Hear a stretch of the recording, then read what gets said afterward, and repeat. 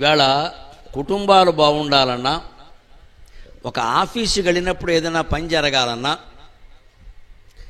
ఎక్కడికైనా పెళ్ళికి పేరంటానికి వెళ్ళినా ఈ లక్షణం ఉండాలని. ప్రియదర్శనక. మన మనస్సులో ఏవో దుఃఖాలు ఉండొచ్చు, కానీ ఒక పెళ్ళికి వెళ్ళాం, అక్కడ ఏడుపు మొహం పెట్టి కూర్చోకూడదమ్మా. నవ్వుతూ ఉండ. పెళ్ళికి ఎందుకు వెళ్ళావు? నవ్వడానికి. అంతేగాని దిగాల మొహం పెట్టుకుని ఇలా కూర్చోవడం, ఏంటి పిన్ని ఎలా ఉన్నావు, మా బాధ నీకేం అర్థం అవుతుందిలే, ఎంతసేపు నీ బాధేనా? ఇంకా ప్రపంచంలో బాధలేం లేవా? ఉక్రెయిన్లో వాళ్ళకంటే ఎక్కువ బాధపడుతున్నావా? కాశ్మీర్లో వాళ్ళకంటే ఎక్కువ బాధపడుతున్నావా? ప్రపంచంలో బోళ్ళు మంది బాధపడుతున్నారండి. వాళ్ళు అనాథ అయిపోతుంది ఉక్రెయిన్ దేశం. అక్కడ అంతకంటే మనకేం బాధ లేదు కదండి. ఓ పెళ్ళికి వెళ్ళాం, ఓ పేరంటానికి వెళ్ళాం, హాయిగా నవ్వుతూ ఉండాలి. మన లోపల అనేక ఉండొచ్చు, అదే ప్రియదర్శనక. ఆ లోపల ఉన్న దుఃఖాలు వదిలేయమని కాదు అక్కడ. దాని సమయం సందర్భం వచ్చిన ఎవరికి చెప్పాలో వారికి చెప్పు, అవసరమైతే తీర్చుకో, లేదు భరించగలిగితే భరించు. ఆ భరించడం కూడా ఎలాగో రామచంద్రమూర్తి చెప్తారు. కొన్ని కష్టాలు మనం భరించక తప్పదండి, వెంటనే తీరిపోతాయనుకోద్దమ్మా. భరించాలి. ఆ కాలం గడుస్తూ ఉంటే తీరిపోతుంది, అది వెళ్ళిపోతుంది. మనం ఏం చేయక్కల, అదే వెళ్ళిపోతుంది. ఆ కష్టాలను తట్టుకునేటువంటి ధైర్యం ఉండాలి. కష్టాలు ఎప్పుడు? ఆర్టీసీ బస్సులు లాంటివి. ఆర్టీసీ బస్సులు చూడండి, మీరు నిడదవోలు వెళ్ళాలనుకోండి, వస్తే ఓసారి 6 బస్సులు వస్తాయి, లేకపోతే సాయంత్రం వరకు బస్సు ఉండదు.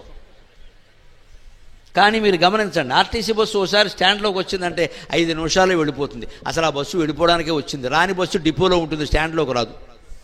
మన జీవితంలో కూడా కష్టం వచ్చింది అంటే 5 నిమిషాల్లోనో 5 రోజుల్లోనో వెళ్ళిపోతుంది. మనం కంగారు పడక్కల తట్టుకోవాలి. ఆ తట్టుకోవడానికే రామభజన. శ్రీరామ జయ రామ జయ జయ రామ, నమశివాయ నమో నారాయణాయ, శ్రీమాత్రే నమః. ఏదో ఒక భగవన్నామాన్ని నిరంతరం స్మరించాలి. అప్పుడు మనస్సుగా తట్టుకోవడం అలవాటు అవుతుందమ్మా. తట్టుకోవడం అంటే ఏం లేదు, కంగారు పడిపోకండి. తట్టుకోవడం ఎలాగని ఈ ఆలోచన బదులు ఆ ఆలోచన పెట్టడమే.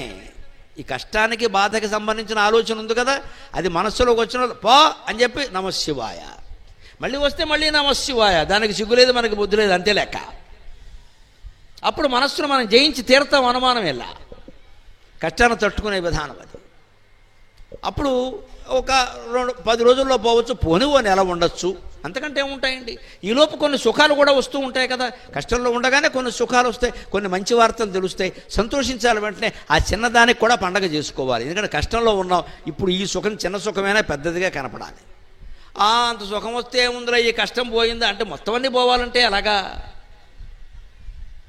ఈ ప్రియదర్శనం అనేది చాలా ఉపయోగపడుతుంది. గంభీరంగా ఉండాలి మనుషులు ఎప్పుడు. ఆడవాళ్ళకి చెప్పడం కాదు, మగవాళ్ళకు కూడా చెప్పాలి ఈ విషయాన్ని. ఇవాళ చాలామంది మగవాళ్ళు కూడా ఏదైనా చిన్న కష్టం రాగానే తల్లడిల్లిపోతున్నారండి. చాలా ఆధునిక ప్రపంచం ఎలా తయారైపోయిందంటే ప్రతిదానికి ఒత్తిడి, ప్రతిదానికి టెన్షన్.